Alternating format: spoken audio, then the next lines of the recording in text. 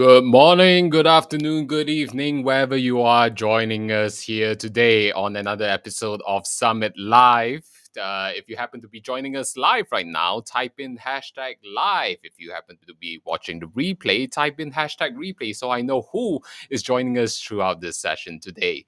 Today we have an exciting session, of course, together with the author of Angelo Della V, The Angel of Life by Sarasai Woods. And of course, she is a spiritual coach, visionary mentor, inspirational speaker, writer, and opera diva. All right. She has combined a career singing grand opera semi-professionally, while gaining invaluable life lessons over 25 years, accompanying hundreds of souls on their most challenging journey through cancer treatment and end of life transitions. So with her very unique background, from being an opera singer to being this carer of souls, she definitely provides us a very unique insight in how is it that we can live our life to the fullest, and how is it that we can reframe our relationship with death as well. So without further ado, let's give a warm welcome to Sarasai Woods. Hey, good morning. Morning Hey, for good me in morning. UK. I'm in London. Hi, Good evening to you. yes.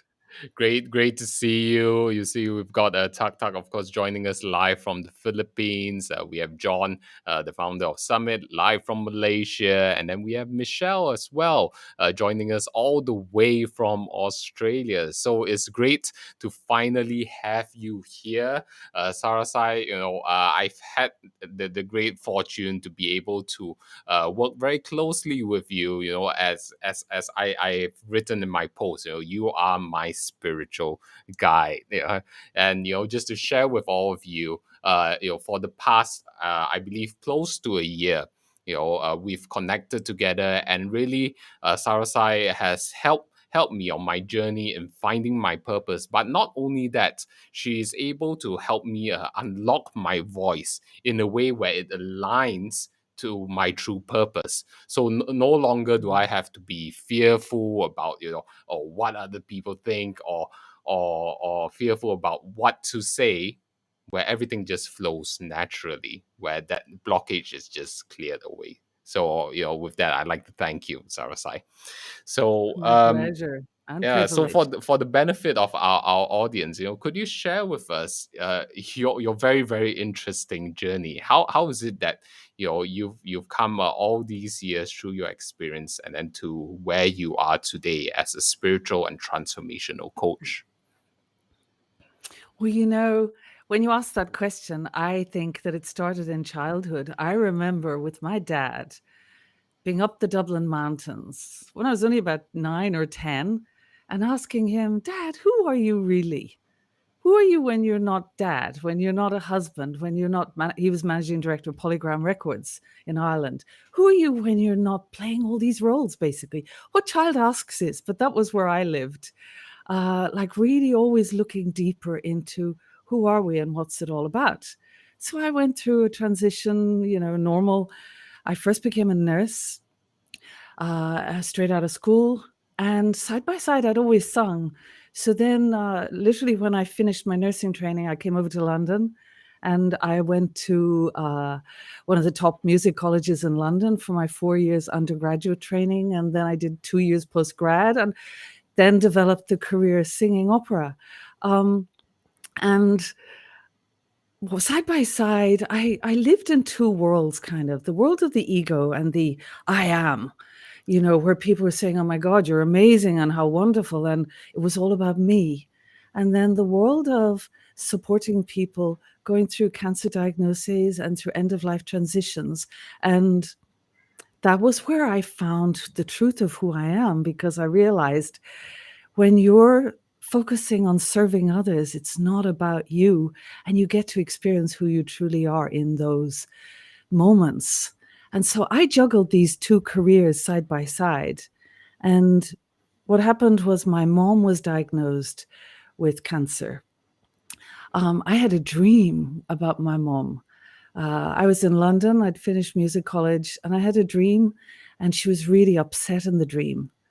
And I'd never seen her that upset. And in the dream, I said, "Don't worry, Mom, I'll take care of everything." And so I woke up and I felt uneasy. I called home, and nobody had told me that my mom was going into hospital because they didn't want me worrying at a distance. And literally, she was going down for a liver biopsy that day. And later that evening, I was already home. I flew home that day, and she was given a prognosis of 6 weeks. And, this is something I discovered. When people are given a prognosis, they kind of sometimes live into that. It becomes a reality for them, becomes a truth, because the mind takes the information and then it becomes almost like a self-fulfilling prophecy. So 6 weeks later, she left the body. But in those 6 weeks, I'd attuned to everything I could possibly do to help her have it be a peaceful, loving experience for all our family of togetherness, where even like a few days before she left the body, she had afternoon tea with our neighbors, which is ridiculous, to say goodbye to them. And, I have a family, there are 7 children. I made sure everybody had time for us all to communicate, to have time to say goodbye, to experience this together in a conscious way, so that there was peace afterwards. There was a lack of grieving long term because there was resolution, and there was a shared experience which helped her leave the body and helped everyone move on. And, a year later was the same with my dad. We went through the exact same thing, but he had a year. And both of my parents were really strong characters. So I learned in those experiences, everybody's like our father. Everybody is like our brother for me. And so that's what I brought into my work. Nobody knows how to approach this. People don't know how to die because they don't actually want to look at death. And I don't focus on death, but what I focus on is life. And people only can truly access life when they are free of fear. And that big taboo traps everybody in fear. So this even shows up for speakers because, they say that when you're speaking, even more than the fear of death is the fear of public speaking for people. But that's like a kind of death as well. Fear of being exposed or humiliated or rejected or in some way embarrassed and unable to be yourself. So I Mm. think I've probably answered that way longer than I needed to, but that's kind of like the background. So I realized this other people don't have the freedom I have in this area. And so I want to use, that's why I wrote the book. I want to use this knowledge, this wisdom, my lifetime's experience, juggling both worlds, literally seeing people, you get a prognosis or you have a sudden event, a sudden transition, and everything changes. And you actually recalibrate your whole way of relating to life. And unfortunately, people wait until it's too late to wake up like that. And so I wanted people to have the opportunity to wake up while they still can turn their life to what really matters, to really reevaluate what matters in life.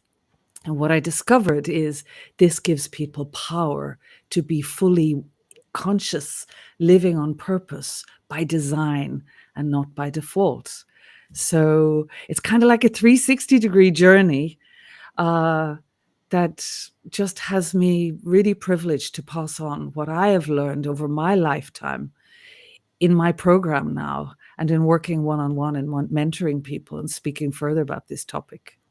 Wow, wow. What an amazing journey. And I think it's Mm, such a blessing for your parents to have a daughter like yourself to be able to guide them through this journey, to give them the space to connect with their loved ones and to transition smoothly throughout. mm, And I mean, when you first heard of the prognosis, right, with your mother, what was mm. that initial emotion or thought that you felt? You know, what happened in the dream to me was like a soul's connection. And my only desire was to help her. My only desire was to ease her suffering So there was no thinking about me, to be really honest. I even sang at her funeral. And I imagined that it was a concert in heaven, wherever heaven is, So the empowering belief I had that it was my role to love her, to support her, that gave me all my strength, because the answer to everything that causes our suffering is returning to love. And so I truly, at the moment of her leaving the body, you might find this incredible, but I was in a state of joy at that moment because I had fulfilled everything that was possible to support her. And that gave me the strength. And I never thought for a second then, there was no grieving for me. I'm not saying this is the case for everyone, but by and large, people do not have an empowering context for death and for illness. And this is basically, you need to go deeper into a spiritual reality, because if the mind is evaluating, you don't have complete freedom, because the mind will serve us up a diet of fear and all kinds of uh, experiences we looked in the past to for our understanding of what this means. So there's really nobody there to reinterpret and reframe. And by and large, my work is reframing in a broader context that gives people back their power, that has you live free now. Because life is so busy, people do not take the time to be present to what really matters in life. We're so busy, like headless chickens, going around, just surviving life and not taking a moment to pause. This is why my Vocalezy program is so important.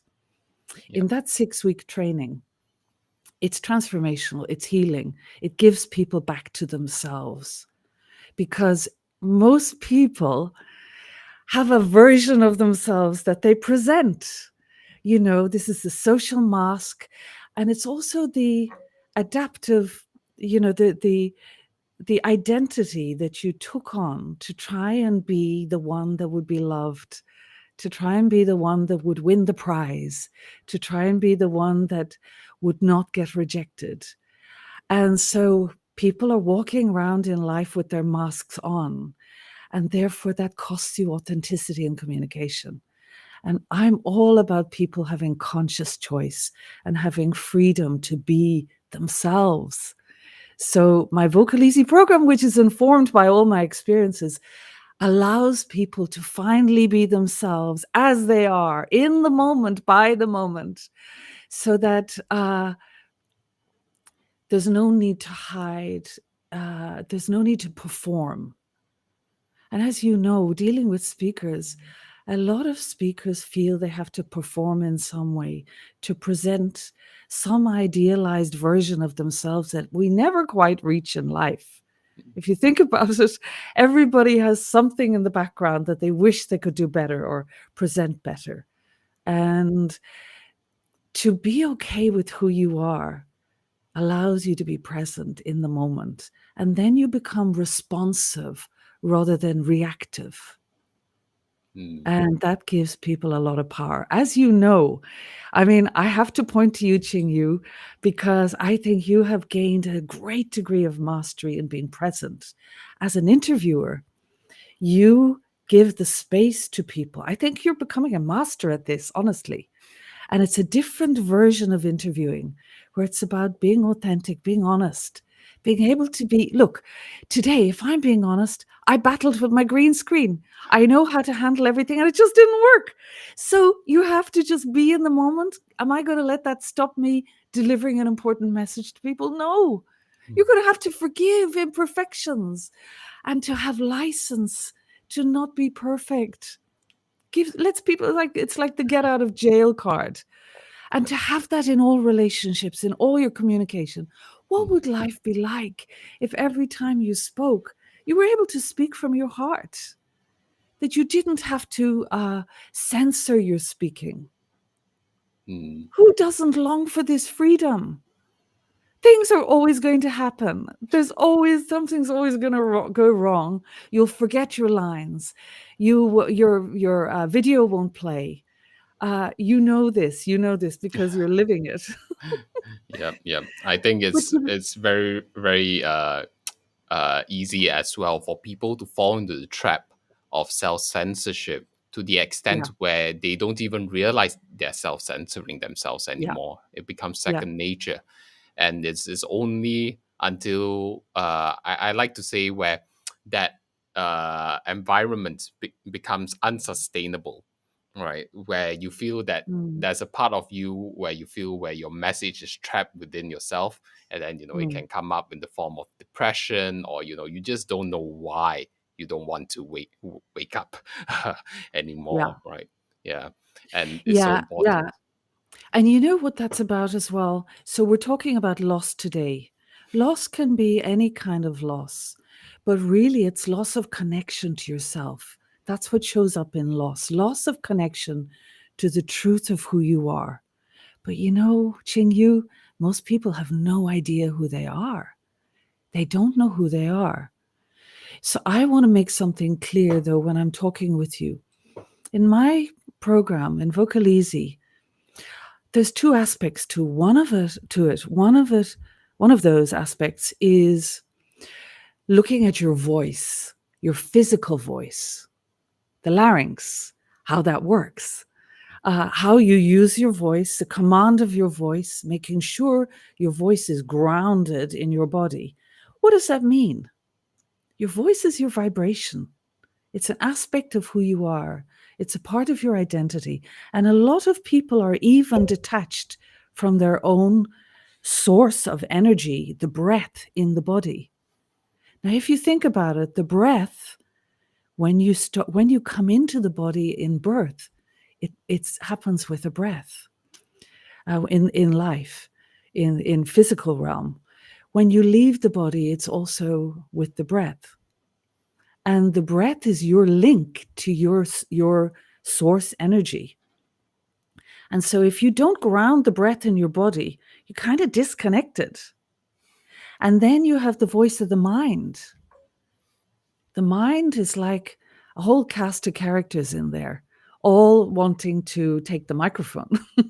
You have the pleaser, you have the controller, you have the victim, all these characters in your inner saboteurs, you could say, all wanting to push you out of the way and to take the microphone so you don't even get a chance to talk. So, who is this you?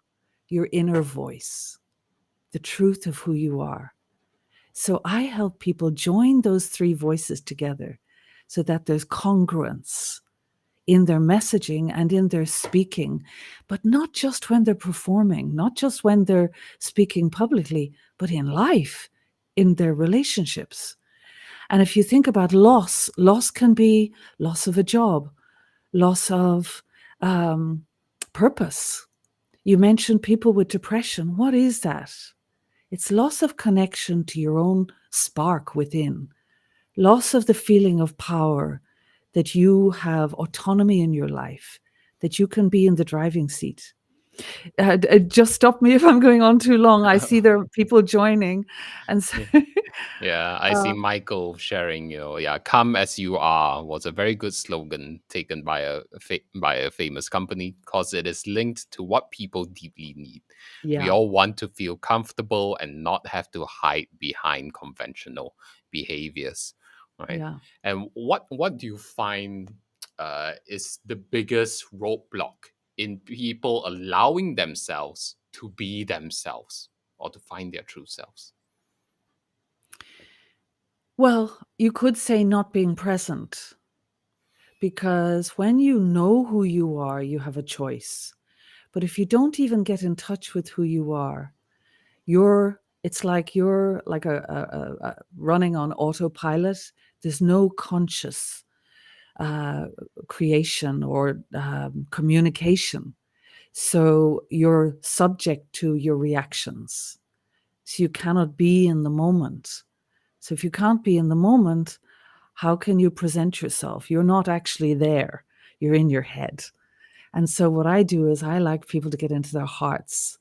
And, it's a great privilege working with people in this way. This is kind of like an extension of the work I did when I was guiding families and people preparing to leave the body, because everything that matters shows up.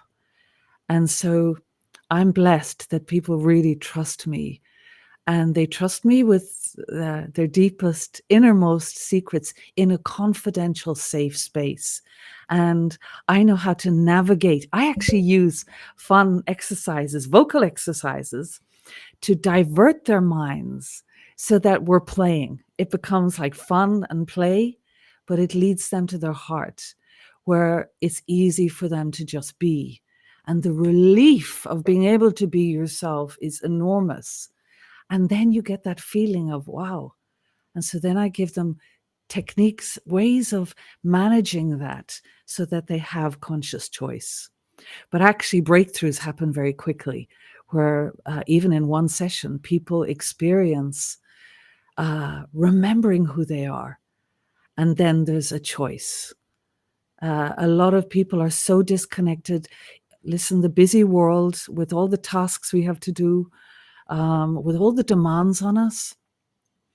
And, another aspect of this, even though I don't deal with death now, I am all about life. This is why I wrote that book, because I see death as the gift of life. And people need to understand what that means on a deeper level, to be free of the fear that allows all these imposters to take over their communication, Yeah. right? And what So, what would yeah. you say is the root of the fear of death? And how is it that people can bring themselves to the stage of where you're able to see death as something to be celebrated, even, right? To have that frame of mind. What is that difference in mindset or way of looking at death? Yeah. So the problem there lies in how you identify yourself. So there are three aspects of who we are. When you look in the mirror, you see you, what you think is you, your face, your body. So that's how we relate to ourselves, body consciousness. And then there's also how other people relate to you. This is mental consciousness, their mental image of who you are, which once decided is hard to change. So they decide who you are, and people have judgments and opinions. As soon as you appear, people are deciding who you are, and you get locked into that identity, and then it's tough to change their minds sometimes. But that's not who you are either. And then there's who you truly are. You're on the inside, your inner being. That inner being cannot die. That inner being survives. That inner being is the spark of the divine within you that never dies. But because we relate to the body mind as who someone is, then we think we die or they die. And of course, the body mind does die, but only in the way that life is change. And my understanding is that it's like changing clothes. You take on another body, like another version of you, still you on the inside, with a different appearance, maybe a different color, maybe a different gender, maybe a different nationality, a different race. And so we play the game of trying out all these identities in life. Why? In order to waken up to the truth of who we are, so that then we don't have to play this game in the birth-life continuum anymore. So the purpose of life gets missed, the entire soul's purpose of life. If you do not relate to yourself beyond the body-mind, this is what I've witnessed in hundreds and hundreds and hundreds of lives, no matter what the status, no matter the empires in the mind that they built up, no matter the celebrity, no matter rich or poor, none of that can you take with you.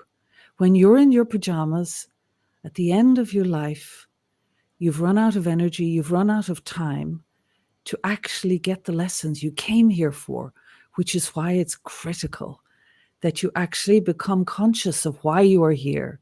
What is your why? And that's part of Vocalezy, really tuning into your soul's why, not just your worldly why, because then you can potentially win the game of life, the real game of life that nobody is even playing. And so I'm really on a mission to wake people up to what really matters in this lifetime. And especially now, I mean, we've all just been through COVID, and we're having to deal with our own mortality right in our faces in a way we never had to experience before. There is no guarantee of a tomorrow. And we're faced with losing our loved ones, and not necessarily having time to say goodbye. So it's even more important that we live in such a way that we don't have regrets. Well, what does that mean? Who are you being in your life? So if the truth of your being is pure love, if you were to relate to yourself as the embodiment of love, this is the truth of who we are. We are divine beings pretending to have an existence as limited beings, to learn the lessons of remembering who we are. So, my book, Angelo de la Vie, is literally an invitation for people to remember who they are. Now, by the way, can I say something as well? You're Yep. wonderful because you're holding up my book, and I've recently changed my name. Mm-hmm. When people go to Amazon to buy this book, they're going to see Odette Woods. Why? I want to explain that because it really matters. This is authenticity. I've changed my name to Sarasai because this is a conscious choice of who I'm being in my life. You see, we're given an identity, and we are not the identity. We are not the story of who we are. And so we get the choice to consciously create who we are. But you need to have the know-how to know how to navigate your way around all of that, to begin to have that choice and to live consciously by design. But to me, there is no point in life if you're just sleepwalking your way through life, you know. Yep. Um, so if people go to Amazon now, apparently I need to get a new ISBN to change the author's name. So Yep. it's only a recent change. So yes, you're you'll find it there. And very soon you'll find it there under my new name, which is actually a name I've been using for years. It has a spiritual context to it, calling me forward to my vision for who I'm going to be in the world. And this is another choice you have. Everybody you speak with, they're committed to a purpose of some description. How conscious is the purpose? How much does it inform their everyday choices? Because when you live in this way, you become unstoppable. And that's the choice I want people to have. Really, we're at the most exciting time in the evolution of the world where we have the opportunity to become conscious beings in this lifetime. And so that's my mission. Wake people up. Okay, come on, everyone, wake up, wake up. You don't need to be afraid. We're here to win this game of life. Yep. And you don't have to do it alone, with You don't amazing have to do it souls and alone. guides like Yeah. Sarasai, and of course, Yeah. with the community. I think, that really reinforces the sort of community we want to build here in Summit, is that, we are able to help and support each other, bring out our true Yeah. purpose so that we wake up every day with that energy, with that vision and say, yes, today is another day, where I'm so connected to myself, where I feel in the space of knowing I'm in the right place.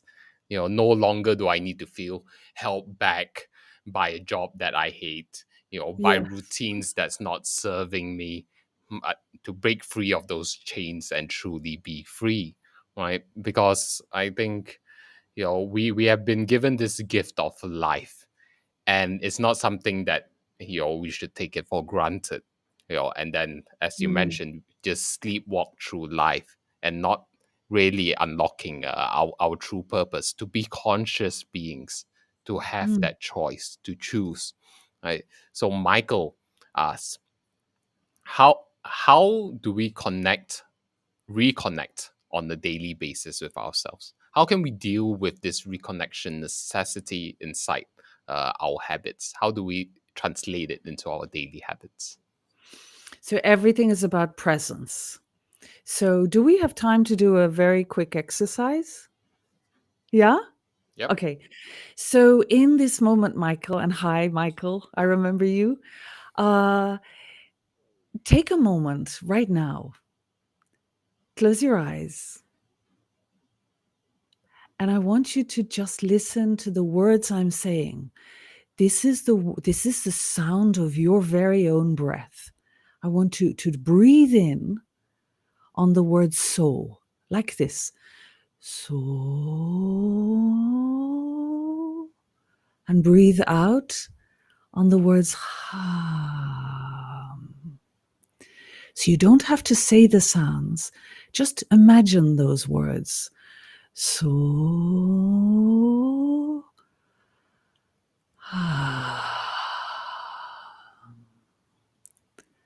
so,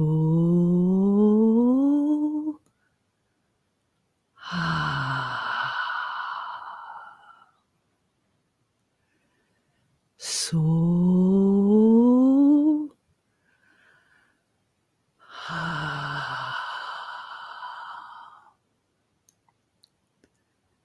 so,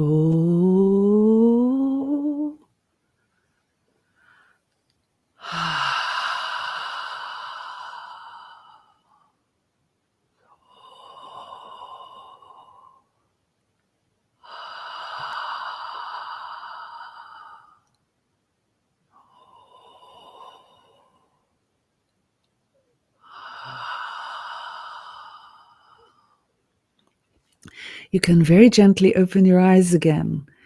Now, that was maybe 1 minute, but in that 1 minute, you got to connect to yourself in the moment.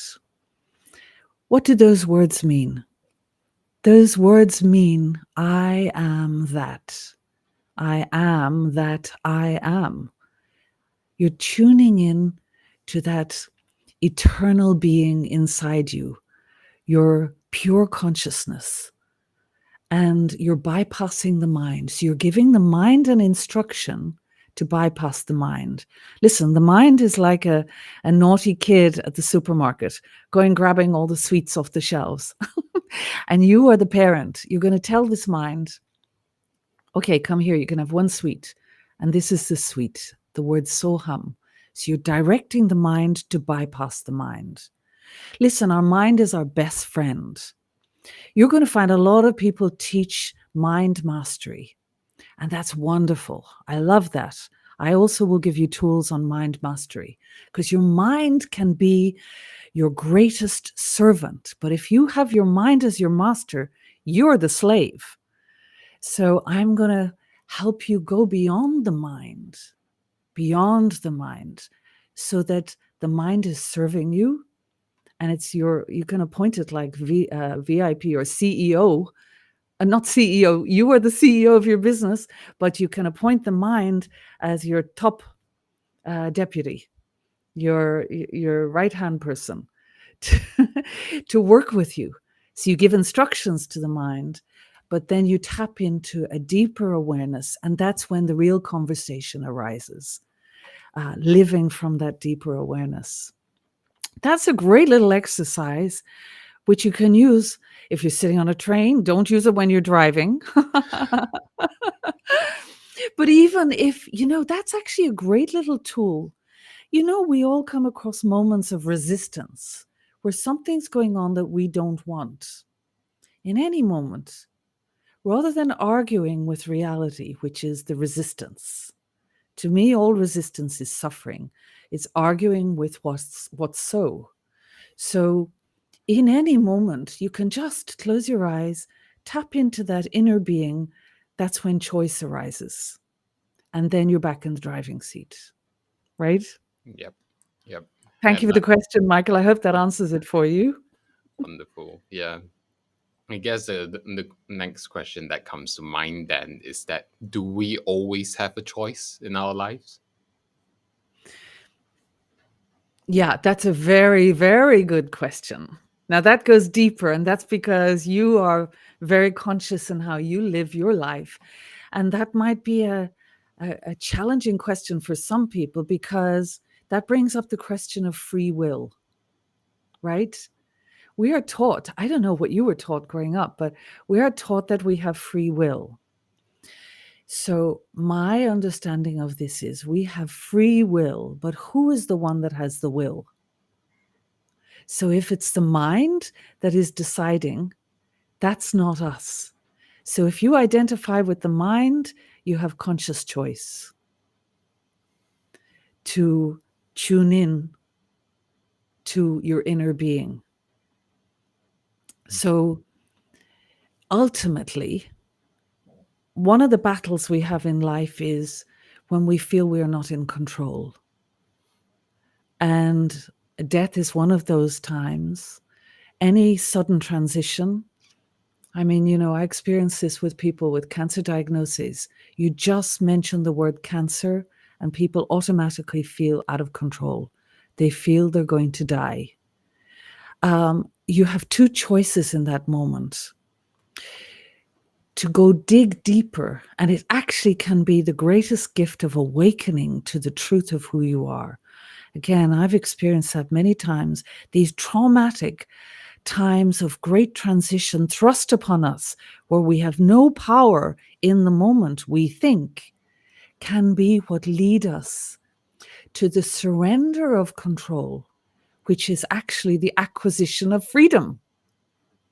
Because it's the individual that needs to control.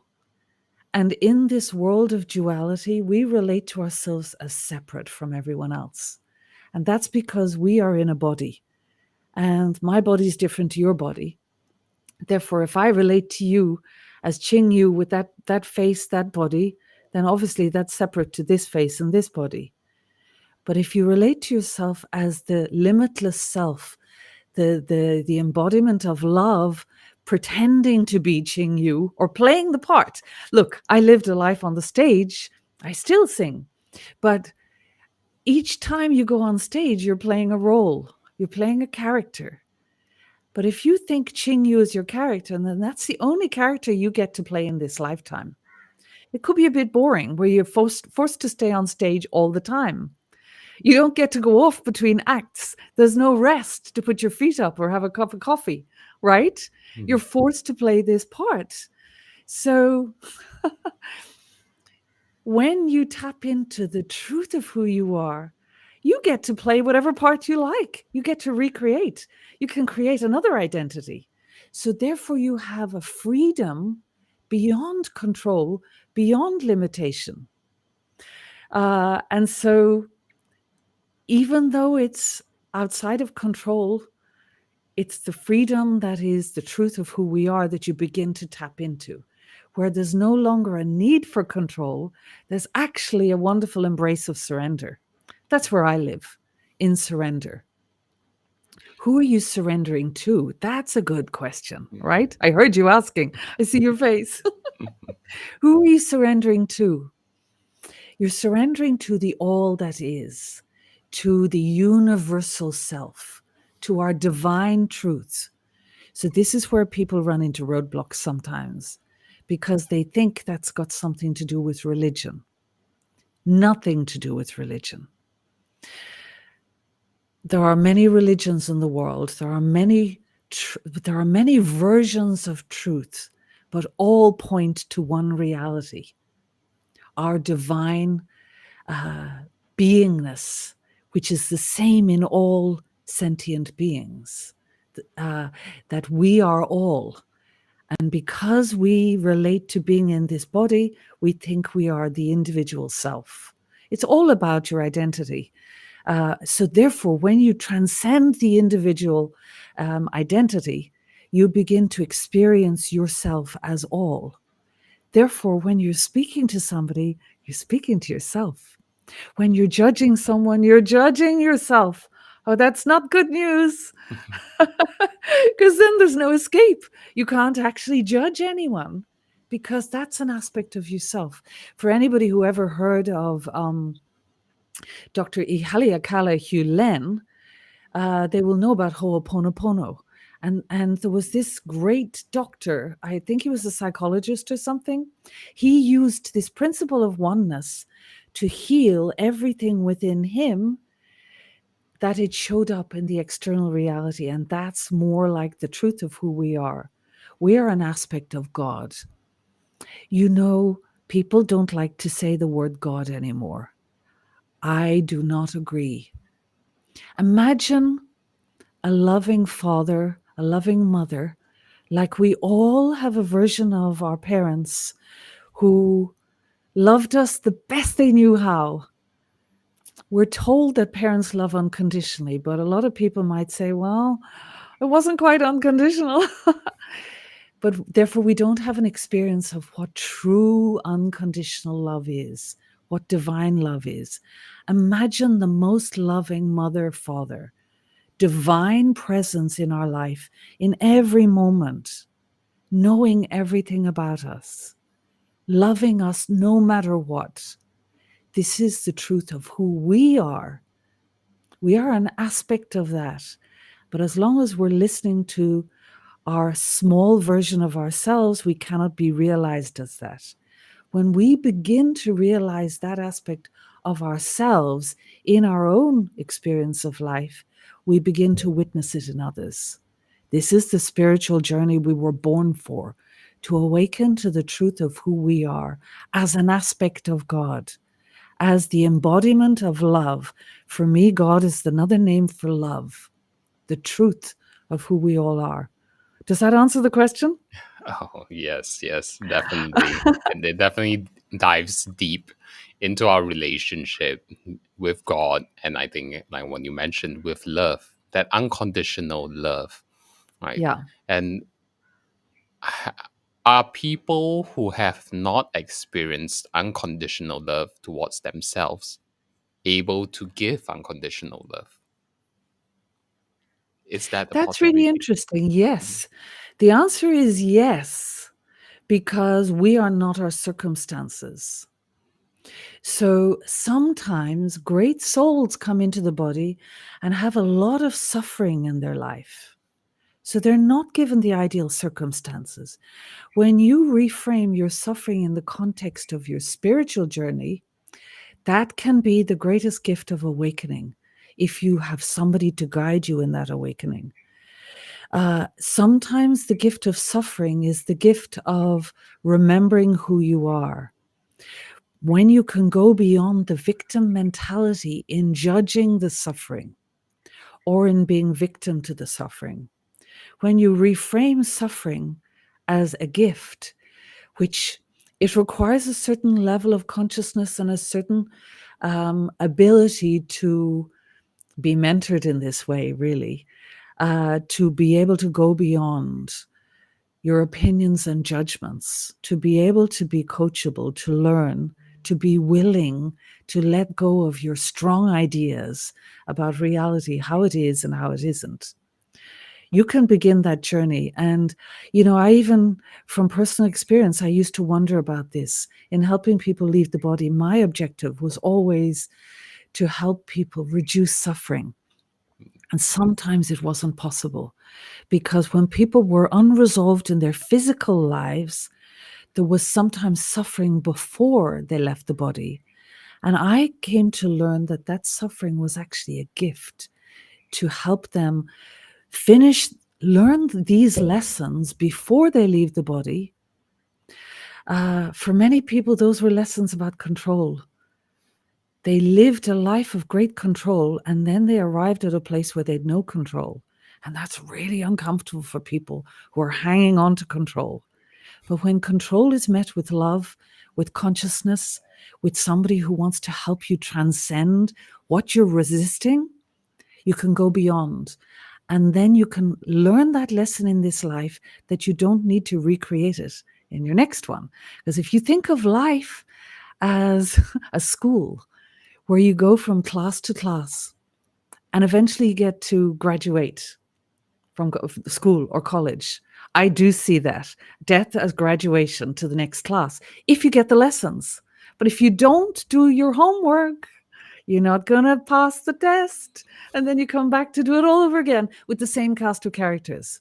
So look around you to the cast of characters in your life, the ones you're resisting, the ones you can't bear. These are your greatest teachers, because whatever resistance exists in you with anything in your external reality is your greatest gift, your greatest lesson to embrace. They are all helping you find freedom. And when you realize that, now you're in a different place. You're living and life as an adventure, moment by moment, day by day, where you're in the driving seat, allowing life to be as it is, letting everything happen. And it all just becomes what's happening, and how am I consciously relating to what's happening. I'm not keeping an eye on time, by the way. Don't let me talk where you don't No have time to worries. say to close up. Yep, yep, You can see I'm passionate about people being empowered, and yep, really having a connection with their own inner voice so that they're free to fulfill their purpose and to enjoy life, to enjoy the adventure of life. yep. And we have a message coming in from Grant Morel. Of course, he's also one of our speakers on Summit. He says that he was on a Hobono Ono call last All last night. night. It's something that comes into sessions from time to time, and the premise of this practice is very well founded, and I believe very powerful as well. I remember when I first came across this during one of our retreats, um, and we were chanting it. It gives a sense of relief and release, right? Where you're able to really take that time to reflect upon yourself, to forgive yourself and forgive Mhm. those around you, right? Yeah, I think especially for people who are focused externally on giving and yeah, serving, they don't take the time to take care of themselves, right? And they don't realize, or we don't realize, what are the things that's holding us back? What are the areas where we are not forgiving ourselves? What are the areas where yeah, we are beating ourselves down? And then we need to finally forgive and let go so that we can get to the next stage of our lives. yeah, So yeah. very, very powerful sharing. And I'd say, Ho'oponopono, it's one tool.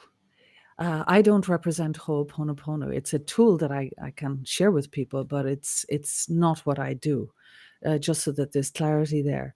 Uh, you come to a point where all the tools are only pointing towards a reality.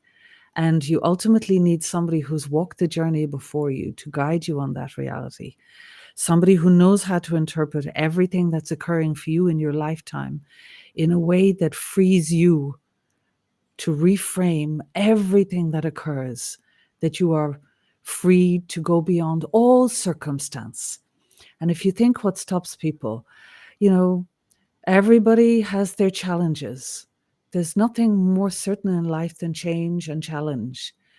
And to be able to navigate your way through life so that you're never stopped. And if you think from the point of view of speakers, a lot of people who are listening to this are speakers.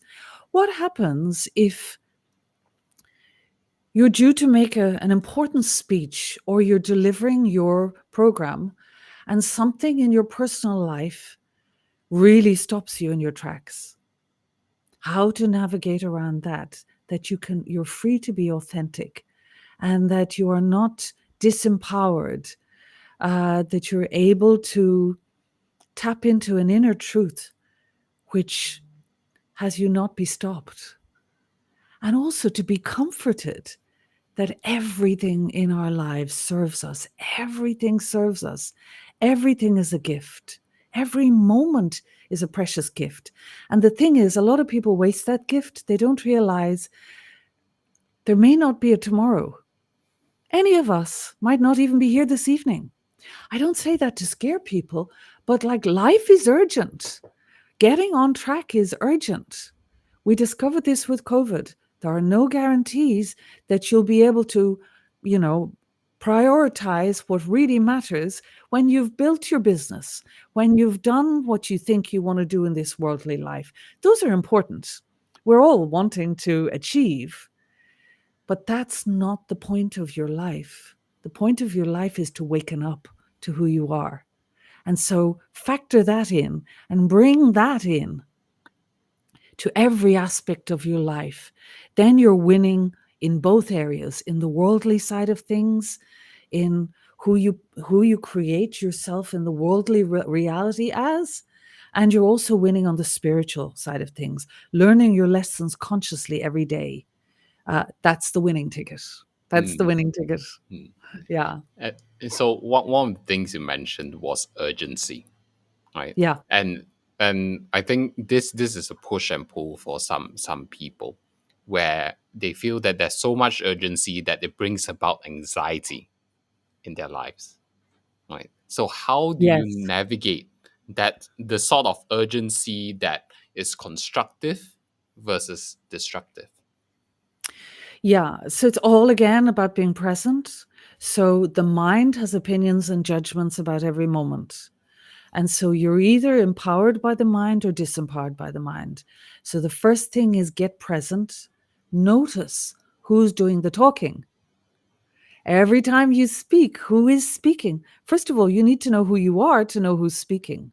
Otherwise, it's generally the mind. So ultimately, you want your heart to take the microphone and in the moment in life to become conscious, uh, just to have that choice, to have that awareness begins to make that choice be available. And then it's about flexing the spiritual muscles of life. You know, you go to the gym to flex your physical muscles. You can do mental exercises to flex your mental muscles, but awareness, increasing awareness and presence flexes your spiritual muscles to have choice moment by moment. It's amazing how that transforms lives very quickly. So, yeah, that's the answer to that one. Wow. Yeah. So we need to be present in the moment and Mm. living consciously, choosing life that's aligned with our true purpose, and then the anxiety melts away. And that's all that's all words. So words have a limitation in understanding. Words live in the mind. Words create. So another aspect of this is watch your words. Watch what you're creating with your word, because you're creating your physical reality moment by moment in the words you choose to communicate. So make your words powerful.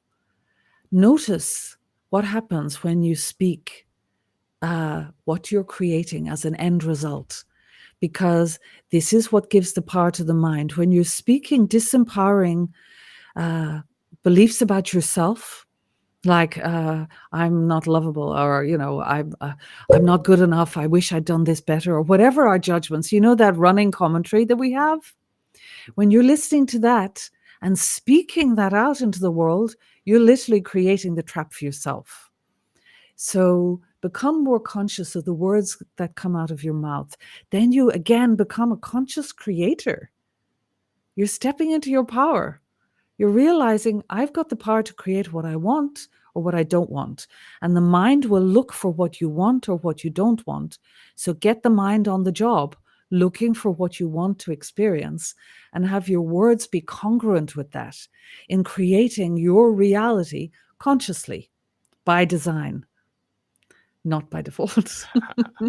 Beautiful, beautiful words. So we're closing into our hour. If there was one message that you had to share with the world before you leave this planet, what would that message be? You are pure love. The truth of who you are is pure love. Anything that argues, anything that argues in your mind with that reality is the mind talking to you, determining who you are. It's not true. The truth of who you are is You are a part of the divine. Wake up. You do not have to live locked up enchained and imprisoned in the world of the mind. You can wake up and live the true reality of your being as the embodiment of love. And also, all other beings are pure love. Become someone that presences that in your reality, and you will experience that in the world. This is how we will return to a world of love, a world of peace, one by one, each person taking responsibility. So wake up, it's time. And come and talk to me if you need a reminder. Beautiful. So everybody wake up. It is time. Yeah, and definitely, if you'd like to learn from Sarasai Woods, we would definitely love to invite you, to join us in our Facebook community. It's facebook.com/groups/summit education. Share with us, what did you learn through this session, right? With hashtag Sarasai Woods. And then, I'm sure that we are scheduling in background to explore the potential of having Sarasai Woods on our platform as well, to conduct a couple of workshops together.